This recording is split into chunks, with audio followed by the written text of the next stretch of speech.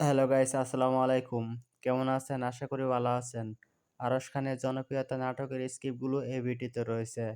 আশা করি এই নাটকের স্ক্রিপ্টগুলো দেখতে অনেক ভালো লাগবে। ভিডিওটি ভালো লাগলে অবশ্যই লাইক, কমেন্ট, শেয়ার করবেন, চ্যানেলটি সাবস্ক্রাইব করবেন।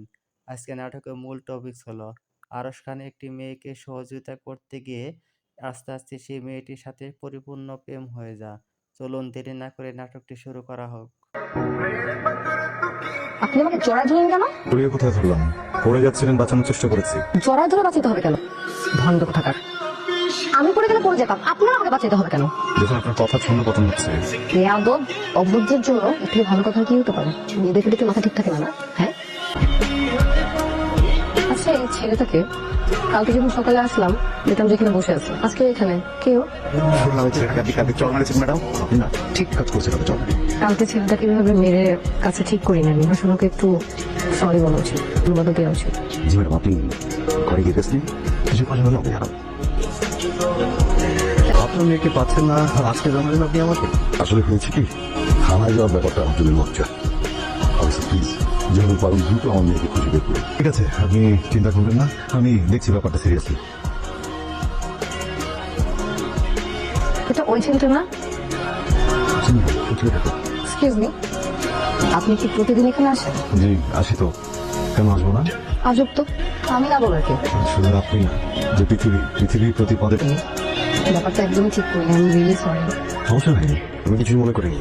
একদিন তোমার সামনে এসে সারপ্রাইজ তো দিচ্ছ,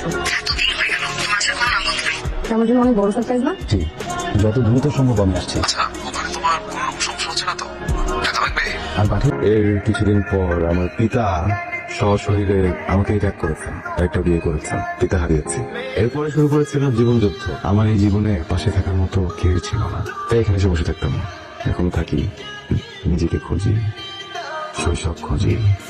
মাঝে মধ্যে যদি হঠাৎ করে কোনো হকার চোখের সামনে চলে আসে, জিজ্ঞেস করি, ও ভাই শৈশব গেছেন? বলে ঠিক আছে। আপনার নাম্বারটা দেওয়া যাবে না? তাহলে কোথাও গেলে ফোন করতাম, আপনার পছন্দের জায়গাগুলো ঘুরে দেখতাম। হ্যালো, আমি আর এক মুহূর্তে সময় দিতে চাই না, তুমি আর কখনো আমাকে ফোন করবে না, তুমি আমার কথাটা একবার বোঝার চেষ্টা করো।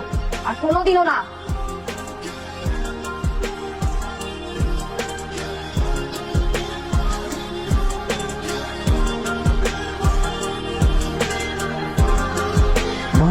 মানে কি হয়েছে তোর? বাবা, আমি ভুল করছি, তুমি কি আমাকে ক্ষমা করবা? অবশ্যই। কোথায় তুই বা? চলে আয় না, চলে আয়। অনেকদিন তো থাকলাম, বাড়ি ফেরা উচিত। আর কখন দেখা হলো? হবে হয়তো, কে জানে। আর কিছু বলবেন না? বাড়ির ঠিকানাটা চাইবেন না? যা নিজেরই বাড়ি নেই, সারার জন্য বাড়ির ঠিকানা দেখি করে বলেন। একটা কিছু বলেন। কিন্তু যাওয়ার আগে কলিং বাজাতে হয়। আপনাকে একটা নাম দিয়েছিলাম না, সাংঘাতিক অবস্থা, নামটা ফেরত দিলাম। তাও তখন